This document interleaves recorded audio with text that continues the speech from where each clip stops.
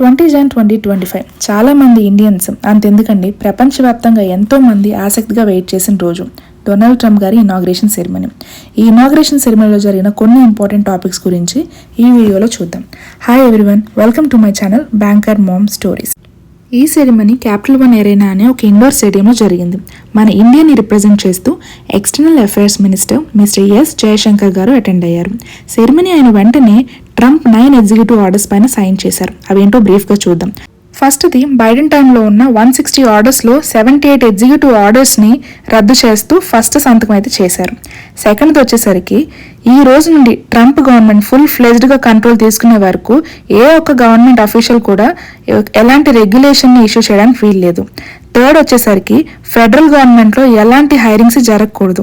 Fourth వచ్చేసరికి federal workers అందరూ full time in పర్సన్గా వర్క్ చేయాలి, ఎవరికి వర్క్ ఫ్రమ్ హోమ్ ఆప్షన్ లేదనమాట. ఫిఫ్త్ వచ్చేసరికి కాస్ట్ ఆఫ్ లివింగ్ క్రైసిస్ని అడ్రస్ చేస్తూ ప్రతి ఒక్క గవర్నమెంట్ వర్క్. సిక్స్త్ వచ్చేసరికి ప్యారిస్ క్లైమేట్ ట్రీటీ నుంచి యుఎస్ఏ తప్పుకోవడం. సెవెంత్ వచ్చేసరికి ప్యారిస్ క్లైమేట్ ట్రీటీ నుండి తప్పుకున్నట్టు యుఎన్కి లెటర్ రాయడం.